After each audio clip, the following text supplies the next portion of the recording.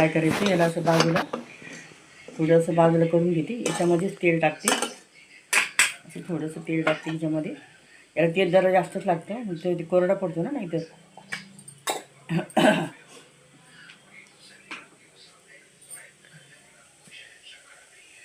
तेल छान रगडाच आहे ना, ठेशाला तेलच जास्त लागतं.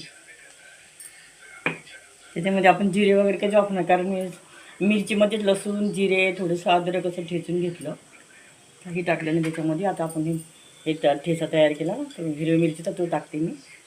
बघा आपण मस्त भाजून घेते. त्याच्यावर थोडीशी हळद टाकते कलर येण्यासाठी, आणि चवीला पण चांगलं लागतं.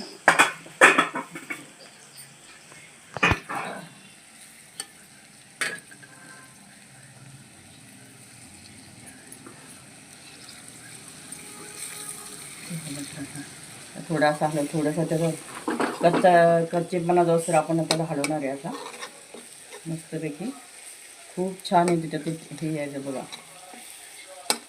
थोडा कच्चेपणा लसूणचा पण जातो आणि मिरचीचा पण जातो, छान लागते ती. तुम्ही पण एकदा करून बघा. आता सध्या एवढा महिना आहे सीझन त्याचा, संपत चालला सीझन. बघा बघा थोडंसं फास्ट बघा. आता मस्तपैकी सगळं मिक्स करून घेतलं. थोडं मी 2 मिनटं झाकण पण ठेवणार आहे त्याच्यावर. बघा ठीक आहे. आणि आता मस्त आपण वरून थोडंसं झाकण ठेवते. मस्त हिरव्याच कलरमध्ये कोथिंबीर दिसणार पण नाही, पण छान लागते ती चवीला. असं ठेवून मी झाकण ठेवते 5 मिनटं. आता मस्तपैकी वाफून निघते. आपण छान असं छान ठेचा तयार केला त्याचा. मस्त झालं, वास येते, त्याचा सुगंध छान येते.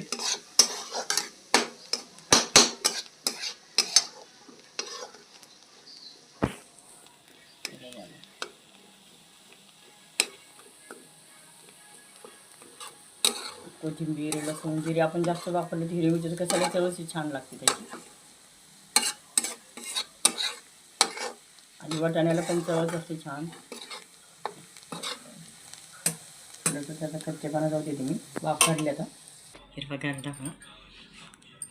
हे बघा आता मस्त आपलं तयार करून झालेला आहे ठेचा. हिरव्या वाटाण्याचा ठेचा, खरडा कोण काय म्हणतो, आम्ही ठेचा म्हणतो त्याला. एकदा नक्की करून बघा. आवडल्यास लाईक सबस्क्राईब जरूर करा. श्री स्वामी समर्थ.